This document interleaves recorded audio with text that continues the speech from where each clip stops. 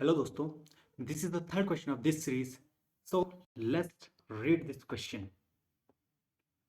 A discrete time signal xn equal to sine pi square n and n being an integer is periodic with period pi, periodic with period pi by 2, periodic with period pi square and not periodic.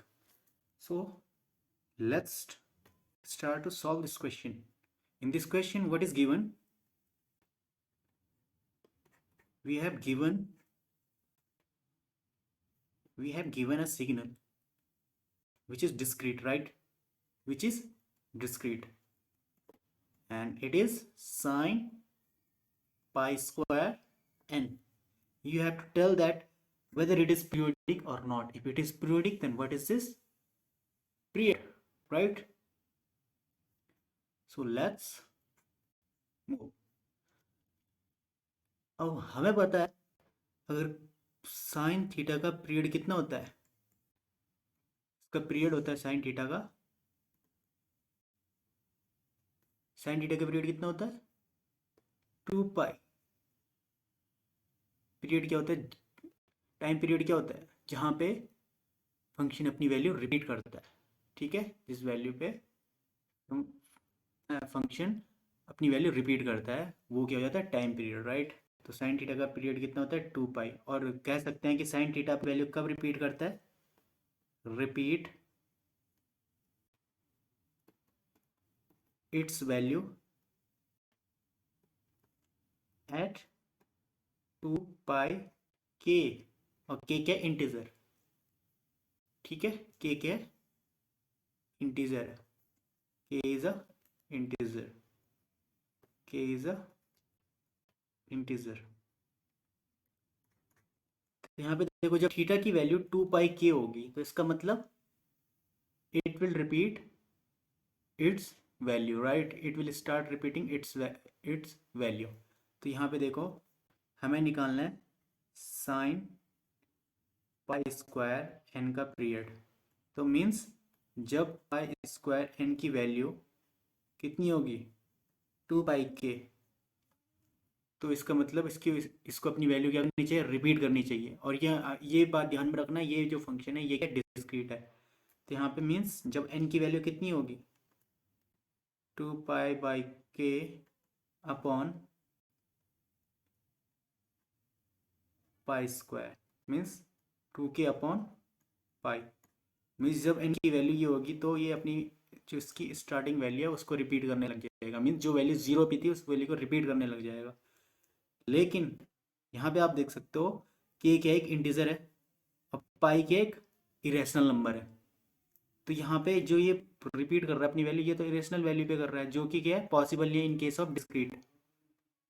Not possible. Not possible इसका मतलब क्या हो जाएगा?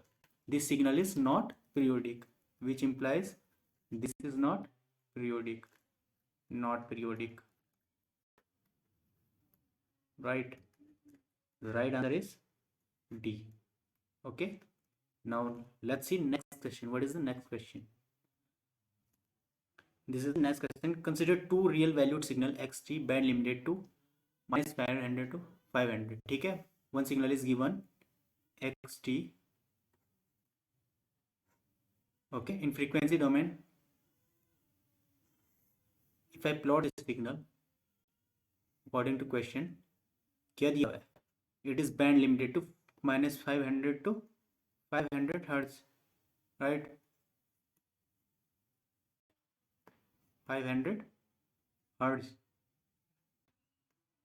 It is band limited. Band limited means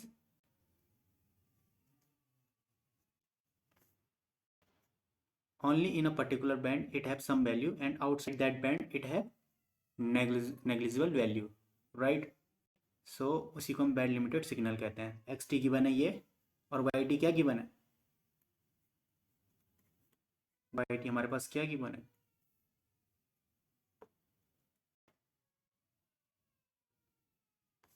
Y T given है इस band limited to -1 kilo hertz. -1 kilo मतलब 1000 hertz, right? It is like this. You can draw it like this, right? This is frequencies hertz, this is the information given in the question. ये information हमारे पास क्या है, given है। Okay ये question में ये information given है, आपको क्या फाइंड करना है। फॉर क्वेश्चन में कह रहे हैं for Z T equal to X T into Y T, mean ये दो सिग्नल है टाइम डोमेन में, अगर इनका प्रोडक्ट आप करते हो एक सिग्नल आपको जेड टी मिलेगा, तो इसका नेक्विस्ट सैम्पलिंग फ्रीक्वेंसी क्या होगी। तो जेड टी, पहले जेड टी को लिख लेते हैं। जेड टी क्या गिवन है, Z T equal to X T into Y T. ठीक है, ये तो टाइम डोमेन में।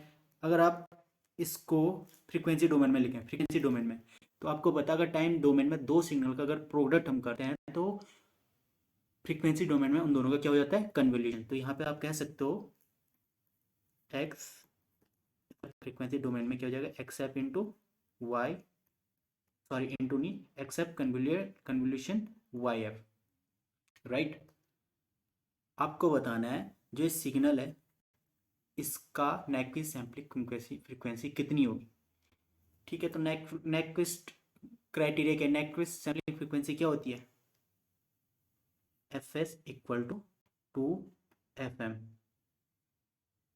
ठीक है, जहां पे एफ एम क्या होती है, bandwidth of band limited signal, bandwidth of band limited signal. ठीक है, याद रखना बैंड लिमिटेड सिग्नल। तो यहाँ पे देखो ये एक्स टी गिवन है, वाई टी गिवन है, इसका फ्रीक्वेंसी डोमेन में हमें ये पता है, तो आप क्या कर सकते हो, कन्वोल्यूशन बता सकते हो, इन दोनों रेक्टेंगुलर फंक्शन का कन्वोल्यूशन क्या हो जाएगा, स्टेप कन्वोल्यूशन वाई क्या हो जाएगा, एक खुद एक स्क्वायर पल्स होगी जो क्या हो जाएगी, ऐड हो जाएगी। ठीक है, जब भी हम किसी दो स्क्वायर पल्स का कन्वोल्यूशन करते हैं तो उनका उन पल्स का क्या हो जाता है, जो ये हायर वैल्यूज होती हैं वो ऐड होके एक पल्स बना लेती हैं। तो यहाँ पे हम कह सकते हैं जेड एफ क्या होगा हमारे पास,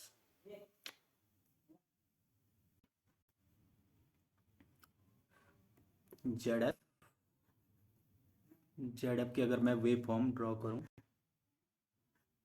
जेड एफ की वेव फॉर्म में ड्रॉ करूँ, ये क्या हो जाएगी, देखो 1000 प्लस 500 ये ऐड हो जाएंगे। ठीक है, कन्वोल्यूशन जब भी करते हैं तो हम क्या करते हैं, जो इसकी हायर फ्रीक्वेंसी जो होती है उनको ऐड कर लेते हैं।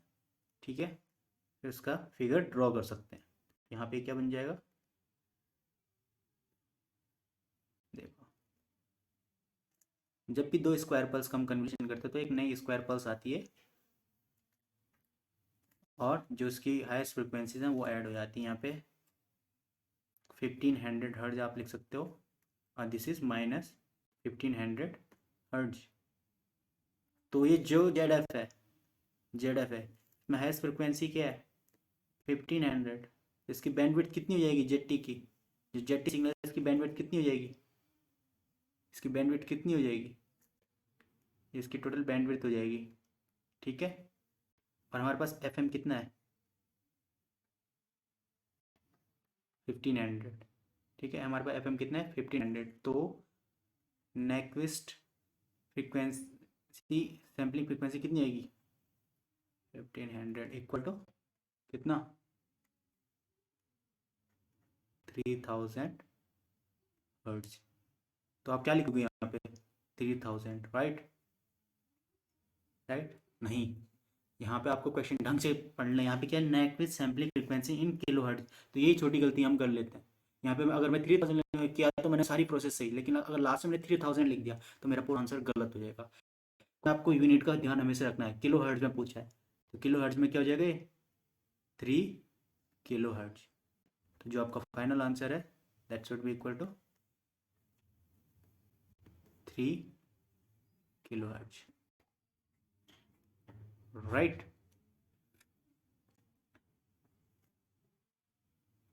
Thank you. अगर आपको नए क्वेश्चंस देखने हैं तो इस प्लीज़ आप मेरे चैनल को सब्सक्राइब करिए और इसकी प्लेलिस्ट में जाइए, आपको वहाँ पे बहुत सारे क्वेश्चंस मिल जाएंगे। बाय।